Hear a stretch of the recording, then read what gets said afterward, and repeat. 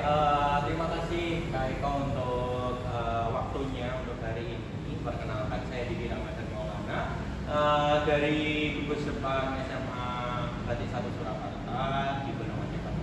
Dan teman saya Mita, atau bisa dipanggil Mita, dari sama juga SMA Batik 1 Surakarta. Sekolahnya penegak juga. ini tugas dari KMP jadi selaku andalan warga Cabang Sukoharjo. Di sini nanti kami mau mungkin bertanya-tanya mengenai kegiatan-kegiatan yang ada di Kuarconan seperti itu. Perkenalan dulu saya. Oh ya. Karena nama saya Prastaka Purnomo, saya di Kuarconan Cabang Sukoharjo selaku andalan cabang urusan menegak. Kemudian di tugas tambahan saya ada 2. Satu, saya dikasih logistik di Pramuka Peduli, kemudian di bidang sarana prasarana terus bukan warga cabang. Jadi ini nanti akan lumayan beberapa pertanyaan ya tentang mungkin Pramuka Peduli juga, nanti juga kegiatan-kegiatan Kuarcap, atau mungkin yang belum pengalaman Eko kan dulu juga Dewan Kerja Cabang ya. Ya. Dan nanti juga mungkin bisa sharing-sharing mengenai kegiatan-kegiatan yang dulu pernah dilaksanakan di Dewan Kerja Cabang, biar nanti kami insya Allah nanti semoga nanti jadi pembina, nanti juga tahu untuk kegiatannya dan bisa melaksanakan di kota. Iya, siap Kak Eko. Untuk sebenarnya untuk di kegiatan Kuarcap sendiri itu nanti memang ada kegiatan tahunan atau mungkin 5 tahunan atau bulanan atau begitu Pak? Nah, jadi gini Mas Didi dan Kak Mita. Ya. Untuk warga cabang sendiri itu kan masa baktinya 5 tahun. 5 tahun. Nah, selama 5 tahun di Musab itu kita sudah tentukan kegiatannya apa saja, dari kegiatan anggota dewasa atau yang kita kenal bina dewasa, kemudian anggota muda yang kita kenal dengan bina muda, kemudian ada kegiatan keorganisasian dan hukum, yang mana kemudian peningkatan sarana prasarana, juga kegiatan pengabdian masyarakat, kemudian hubungan-hubungan sosial terhadap dinas maupun masyarakat juga. Jadi selama 5 tahun sudah kita tentukan tinggal kita melaksanakan per tahun. Nah, per tahun nanti kan tetap ada yang namanya kegiatan penyelenggaraan kita sendiri pribadi dari warga cabang. Kemudian ada kegiatan partisipasi. Kegiatan partisipasi itu kita mengirimkan ke partai nasional atau ke partai daerah. Kemudian kegiatan-kegiatan kerjasama dengan dinas yang kita bentuk dalam persangkaan atau bagaimana.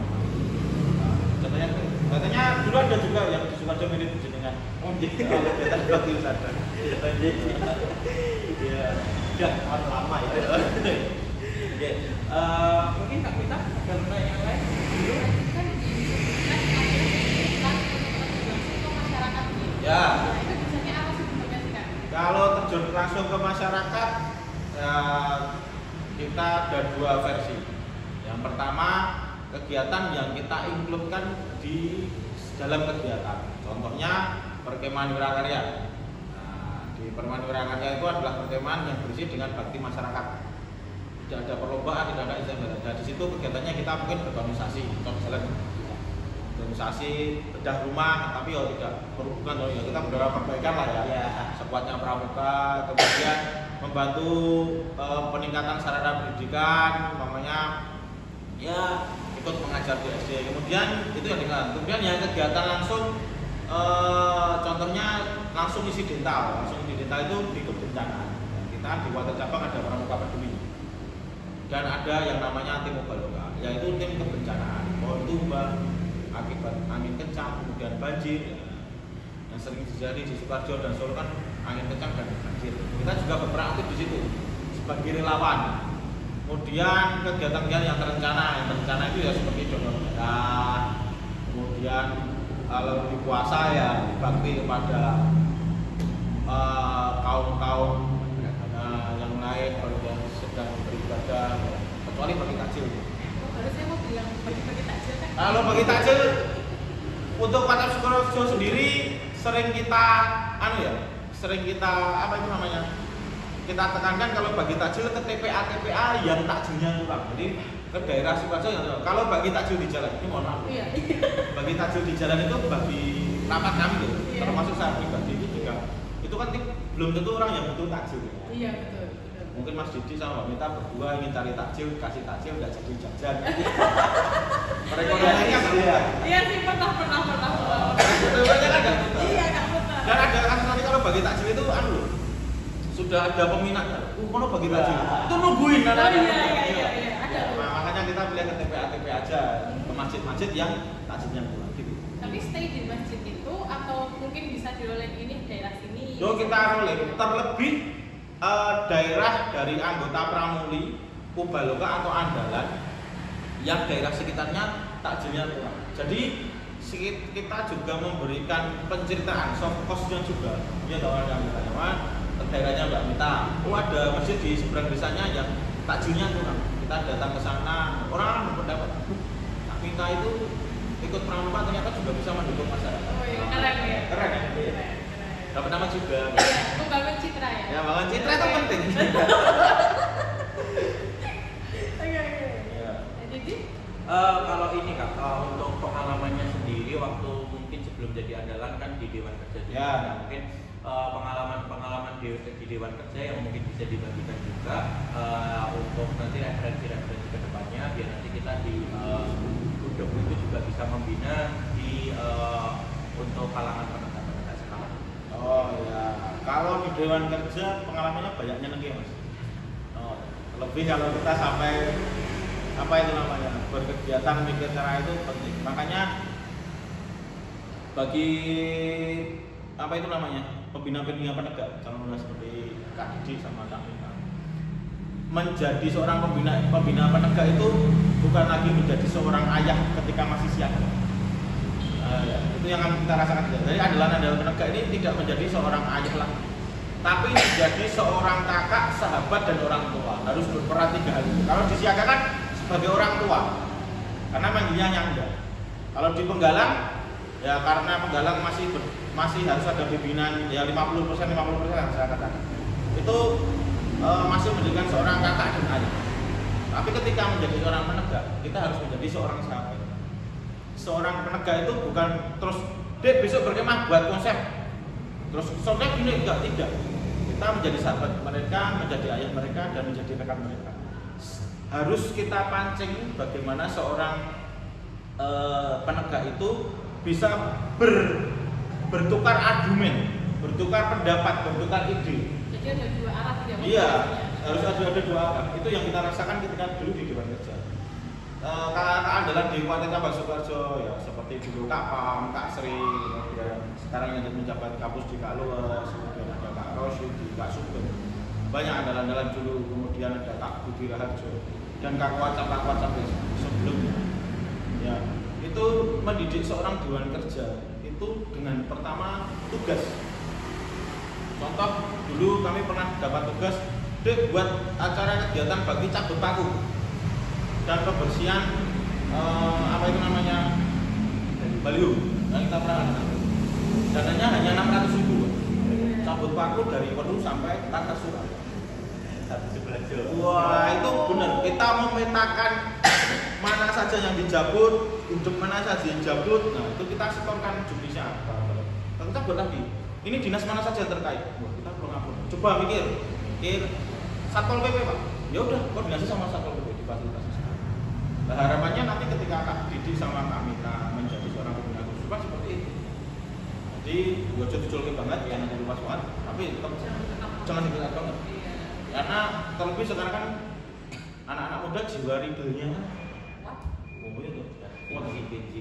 Oh iya, gadget itu tenang, luar biasa. Nah ini kalau boleh tanya terus Kak Eko sendiri dalam mensikapi Gen Z sekarang di dunia pramuka itu gimana? Cari minatnya yang sama dengan dunia pramuka. Contoh gini. TKK, ya SKU dan SKK bagi Gen Z itu kan hal yang kuno. Iya betul. Hal yang kuno, ya nggak? Iya. Apa sih kan? Apa? Giopo? Kita enggak sih kan? Kita enggak sih. kita buat game. Anak-anak sekarang kan gara-gara film 30 cm. 5 cm. 5 cm. Oh, 5 cm kan pendakian. Oh, 5 cm loh. 5 cm. Lah masa garisnya 30 ya. 5 cm kan. Karena memang itu kan banyak orang yang naik ya. Tapi sekarang banyak seperti itu. Sesekali kita buat acara camping dengan challenge. Camping dengan challenge. Contoh kan banyak kan tas-tas yang yang itu tuh. Yang di TKK Menjaya itu kan foto. Foto coba kita cari tas yang murah. Kalau dulu saya cari tas yang murah 30 ribuan atau berapa. Tak ada yang sedikit packing. Mereka naik itu kan. Tasnya kan patah. Ayo dijahit bareng dong.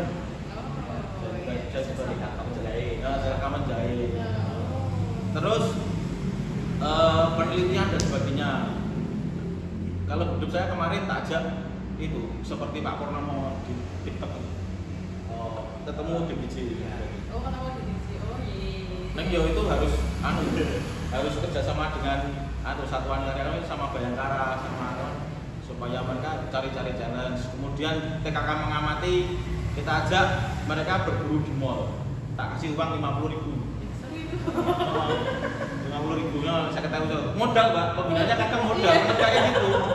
Modalnya 50.000 itu belajar TKK pengamat. Cari ini belajar karena saya tidak challenge Jepang ini. 50.000 cari ini ceki apa jenis snack harga ini harus ada satu snack rasa pedas, rasa keju dan sebagainya ini 5.000 dalam waktu 5 menit tak keburu dikasih. Nah nanti kakak mantrinya banyak, kakak nggak peduli. Pokoknya harus 5 menit. 5 menit satu dikasih. Kalau kamu gagal, rewardmu tak tambah. Kalau kamu berhasil tak tambah reward. Kalau gagal ya udah 50.000 yang udah belanja itu harus kembalikan belanja pakai uang musuh. Oh iya, harus dipancing. Harus balik ya, modal. 50.000 dipancing dulu, kiranya ya udah nggak apa-apa sih. Kemarin di Kuarang Grogol juga pesta siaga di Pakuwon di mall. Wah, oh iya. 50.000 di Pakuwon dapat apa ya? Ya itu snack. Mereka kan cari diskon. Iya benar. Pengamatnya ada di situ. Mereka bisa cari diskon, cari Kalau wah kayaknya 50.000 di Pakuwon dapat apa deh ya? Diskon ya. Oke, benar. Ya, berarti memang challenge-nya sekarang memang ini ya kayak gimana caranya kita bisa buat terus berinovasi mengenai bentuk-bentuk SKK atau TKK ini biar diminati. Ya, adalah ya kita adaptasikan dengan permainan dan sebagainya di mana nanti walaupun sebenarnya mungkin adik-adik atau para penegak itu nggak sadar, tapi kan sebenarnya dia sudah dilakukan. Mengamalkan juga ya dalam hidup sehari-hari. Nah, kalau ini Kak, untuk Kakak kan pasti pernah ikut di beberapa perkemahan atau kegiatan Saka ini. Ya, Saka. Nah, dulu juga saya juga pernah, teman-teman juga ya, dulu waktu di Saka Pertiwisata itu. Nah, kalau untuk pengalaman Kakak sendiri untuk di Saka, untuk Saka sendiri sebenarnya untuk kegiatannya apakah dengan keluarga itu sama atau berbeda atau mungkin perbedaannya? Oh, kalau Saka itu memang kalau penegak saya harapkan untuk diwajibkan itu. Diwajibkan itu. Karena akibatnya gini, sebuah rumah, sekolah, sebuah sekolah. TKK itu Gudeg itu adalah sekolah itu sendiri. Mereka mengejar TKU pengetahuan fisik. Lah Saka itu adalah keterampilan, tempat lesnya mereka. Lah kuarter cabang itu dinas pendidikannya penting. Ya menakodai ini harus kemana, lembaga skillnya juga harus kemana. Dan kita kenalkan adik-adik itu Saka-Saka yang tidak umum. Contoh kalau Bayangkara sudah umum, Wirakartika sudah umum. Nah, mesti kan mau senang di polisi, di tentara, bagus. Kita kenalkan dengan yang namanya kalau pengen asik Saka Kencana, Saka milenial. Saka milenial kan berhubungan dengan peningkatan sosial media. Ya, membuat konten, membuat video dan sebagainya itu ada di Saka milenial. Kalau Saka Kencana asik itu kenapa? Karena dia menyuruh cacat. Kan banyak nih anak gadget-gadget yang apa itu namanya terjerat pergaulan bebas dan sebagainya. Nah, materinya pencegahannya ada di Saka Kencana. itu ada silang. Nah, kemudian sisa pariwisata, ya kan SMA berarti kan cantik sama ganteng-ganteng ya. Sama Miss Universe semua, artis-artis semua seperti. Nah, kenalin ke dinas pariwisata. Di dinas pariwisata itu ada saka kencana.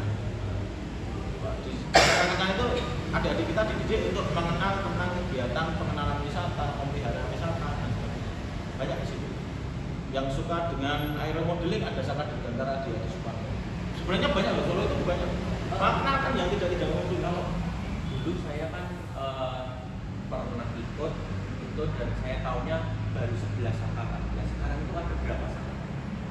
15 ya, saya juga sendiri apa ya. Memang kita sudah nambah banyak. Nambah banyak, tambah milenial, kemudian ada saka BP POM, ada saka dari Bawaslu itu Adiaksa gitu.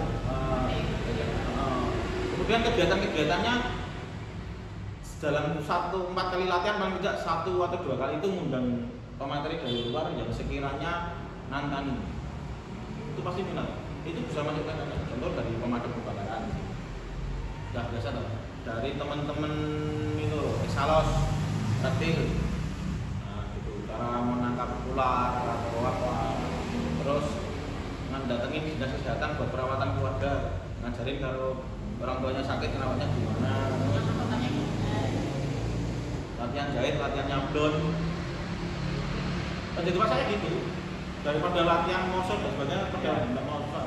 Iya, motion sepak itu kan apa sih? Mau binane wae rapal kan. Kan latihan nyablon aja. Latihan nyablon anak-anak bawa sama itu ekopring. Tempat saya hidupnya ada ekopring juga. Makan ekopring. Lumayan banyak banget ya ini ilmunya untuk bisa kita serap ya Kak Mita ya. Belum tahu loh, tapi Pak itu kita tuh pramuka itu sesuatu yang berhubungan dengan tali temali, sewapur, morse. Yang paling menarik menurut saya itu ini sebenarnya survival. Gimana kita bertahan di alam terbuka, kan menantang ya jujur ya. Kalau survival pengen kocak, pengen asik, berkaca dari YouTuber itu loh, yang dapat gelar puncak tertinggi rantai makanan ya orangnya gondrong tuh Mas. Didi Induk. Nah itu kocak loh, survivalnya kocak ya. Nah itu kan seru ya, pramuka itu kan berarti kayak wah ternyata ini ada tambang lagi dari model bisa, dari makanan BPOM tadi bisa, apa aja berarti baru tahu ternyata pramuka itu ternyata tidak semembosankan yang orang-orang kira. Itu kekuatan Mbak. Itu kekuatan. Ini jujur nih saya baru terjun pertama ini Kak. Jadi masih meraba nggak tahu ini. Oke, Kak Mita ada pertanyaan lagi?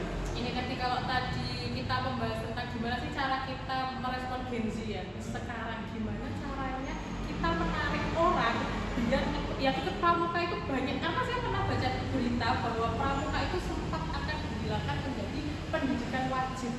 Pernah Dari wajib menjadi tidak wajib. jadi kayak bukan lagi sesuatu yang wajib, padahal pramuka itu kan kita diajarkan akhlak, bertahan hidup dan yang lain sebagai berinovasi, tapi itu hampir dihilangkan. Lah terus gimana sekarangnya kita tuh menarik ini pramuka banyak ya. Tapi kan Yang pertama ajakin mereka dulu cari senangnya. Yang kedua tunjukin kegiatan yang nggak bosenin. Iya. Contohnya di tempatnya kita mamanya banyak yang muslim. Oke Kak, hari Jumat kita bareng-bareng gerbek masjid gitu aja. Gerbek masjid, kita ngambil masjid di sana sama jangan di kota. Kalau Solo kan di kota kan luncurnya masjid masih ajak ke desa aja. Bisa Mas Didi mungkin. Di sana atau Pak Gapita dari mana desanya Kak Mita itu diajak ke sana, gerbek masjid, bersih masjid dari tempat berwudu sampai sekian. Kenapa saya bilang di desa? Untuk di desa itu ketika ada orang kerja bakti di situ, warganya akan mendekat dan membawa subsidi konsumsi yang luar biasa. Iya kan? Iya. Mungkin ini bawa ini. Tiba-tiba ada air. Iya. Ada atau sebagainya. Anak-anak itu suka loh. Betul. Anak-anak di kultur kita masyarakat kota ketika dibawa ke sana, besok kita di masjid dialamin muter di goyangan. Oh, bisa kan masjid. Kita ngomong sama RT Santia. Tanpa saya sadari, warga itu datang bawa makanan apapun, gorengan dan sebagainya. Anak-anak senang, ini gratis Pak, gratis. Di situ sampai sore ketemu anak-anaknya. Kemudian berkemah di rumah warga, ini yang paling menyenangkan itu. Berkemah di warga itu tidak mampu. Diajari masak, cetek geni. Iya. Pertama memang bisa nangis-nangis, cetek geni ngopo. Masak-masaknya pakai ada loh masyarakat sini, ada di Purwokerto juga ada teman saya itu kan saya di Purwokerto itu tetangga saya ada yang masih pakai gas, ada yang masih pakai tungku. Oh iya. Cedek gini bener. Nah. Yo wes, tak akan cedek gini. Pokoknya kamu di sini 3 hari bantu satu kelompok bantu di satu rumah. Yo tidak usah bangun terus bantu nyapu dan sebagainya. Sehari 2 hari mereka nangis, tapi ketika sudah diajak ke sawah mancing, jalan dulu, beda. Seneng banget. Beda. Gak mau pergi dari sawahnya Mas. Iya. Iya toh. Senang. Sebenarnya jak panen jagung kemarin. Wah, seneng banget. Seneng banget pasti. Saya aja seneng ya. Berarti besok kemungkinan kita adakan itu Pak, program Iya. kerja, tapi jangan di kota, jangan di Solo. Iya. Nah, kita akan ke pinggir-pinggiran, mungkin Boyolali, Iya. Sragen, Mau ACC sekolah dulu. ya nanti kita jangan besar. Jangan kalau ada sekolah kan karena besar. Soalnya pasti di sana. ya 100 ambalannya dulu. Ambalan Iya. dulu. 10 ke sana, besok 10 ke sana setelah. Terus pembinanya juga ada kan jarang ngajar. Ya. Ya cuma Sabtu lah, cuma Sabtu. Kalau dari saya sudah Kak, kita ada lagi. Apa ya sebenarnya banyak ini kegiatannya banyak banget ya. Terus apakah itu dilakukan secara rutin dan itu bagian dari hal yang dirapatkan selama program untuk berapa tadi Kak 5 tahun ke depan? Berarti itu juga termasuk itu Kak? Ya termasuk. Oh, disusun ini gitu ya? Ya. Termasuk masjid tadi juga? Gerbang masjid gabut ketika kita Ada kegiatan. Oh, kita keluar dulu lah kegiatan. So gerbang masjid ini yo cak sendi, saka bengker kan ana telepon. Oke, uring. Apa uring gerbang masjid. Gitu. Mereka itu bicarakan hal lewatan. Nah, kalau bakti-bakti sosial yang ngasal, maksudnya ngasal tapi mengena itu seperti gerbang masjid. Kita barengin sama turun. Sama itu sih siapa? Anak Bayangkara, teman-teman Bayangkara, terus Pramuka Peduli. Sabtu nak turun ini, turun yuk. Sekalian gerbang masjid yuk. Oke. Ada yang bawa wipol, ada yang sana. Turun aja. Asik ya sebenarnya. Bisa. Bisa. Sebenarnya lebih menyenangkan program gabung sih. Jadi tiba-tiba apa ini? Wah, Sana. ini Oh iya. gas. Enggak, kalau nggak gabut itu soalnya di planning pasti kayak kok nggak bisa ya, Ah, iya. nggak bisa gini. Karena seperti buka bersama Iya. Tanggal ini nggak bisa, tanggal ini nggak bisa, pasti gitu. sampai lebaran. Jadi. Dok, kami kan lah, udah. Oke, terima kasih Kak Eko, itu saja mungkin Ya. dari kami. Mungkin sebelum kita mengakhiri, mungkin Kak Eko ada pesan-pesan buat kami juga. Siapa tahu nanti ke depannya kita bisa ketemu lagi untuk di kegiatannya langsung, malahan nanti bisa kolaborasi dari Solo maupun dari Sukoharjo, bisa bareng-bareng juga. Nanti kalau sama Batik siapa tahu ada acara nanti di Sukoharjo bisa mengikuti. Oh iya. Ya pesan saya ada 2. Yang pertama, bagi anggota pramuka yang aktif maupun setengah aktif, jika ada orang yang yang tanya tentang baiknya pramuka, maka kita wajib memberitahu apa baiknya dan fungsinya pramuka. Karena pramuka yang paling jelek adalah ketika mereka tidak membicarakan kebaikan tentang pramuka. Yang kedua, bagi yang belum ikut pramuka, tanya fungsinya pramuka itu apa?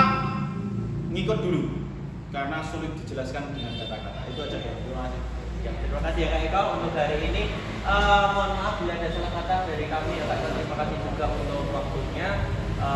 Kita tutup untuk sesi tanya-tanya dan wawancara hari ini. Terima kasih untuk Kak Bisa juga, Kak Eko juga. Kami tutup ya. Assalamualaikum warahmatullahi wabarakatuh. Waalaikumsalam. Salam. Terima kasih Kak.